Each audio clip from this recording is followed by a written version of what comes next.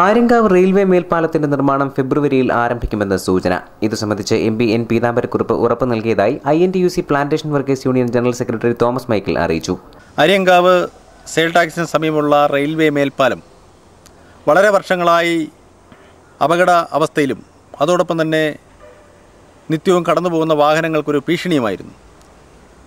ബഹുമാനപ്പെട്ട കൊല്ലം പാർലമെൻറ്റിൻ്റെ പ്രിയങ്കരനായ MP ശ്രീ പീതാംബരക്കുറുപ്പിൻ്റെ ഇടപെടലോടുകൂടി ഈ പാലത്തിന് ഒരു ശാപമോക്ഷം ഉണ്ടാകാൻ പോവുകയാണ്. ഫെബ്രുവരിയിലൂടെ തന്നെ ഈ പാലത്തിൻ്റെ പണികൾ ആരംഭിക്കുന്നു. പുനലൂരിലുള്ള ഒരു കോൺട്രാക്ടറാണ് ഇത് എടുത്തിരിക്കുന്നത്. ഉടൻ തന്നെ ഈ പണി തീർക്കും. റെയിൽവേയുടെ നേതൃത്വത്തിൽ ഈ പണി തീർക്കുമെന്നാണ് അറിയുവാൻ സാധിച്ചത്. 1.5 കോടി രൂപയാണ് നിർമ്മാണത്തിന് റെയിൽവേ അനുവദിച്ചത്. പാലം പണി നടത്തുമ്പോൾ ഗതാഗത തടസ്സം ഒഴിവാക്കാൻ മേൽപ്പാലത്തിന് സമാന്തരമായി പാത്ത് നിർമ്മിക്കും. 2013 അവസാനത്തോടെ നിർമ്മാണം പൂർത്തിയാക്കി ഗതാഗതയോഗ്യമാക്കാനാണ് നീക്കം. പാലത്തിന്റെ അപകടാവസ്ഥ മൂലം ഇത്തവണ ഇതുവഴി അയ്യപ്പ ഭക്തരുടെ വരവും കുറഞ്ഞിരുന്നു. പുതിയ പാലം വരുന്നതോടെ യാത്രാ ദുരിതത്തിന് പരിഹാരമാകും എന്ന പ്രതീക്ഷയിലാണ് പ്രദേശവാസികൾ. News bureau, Aryankavu.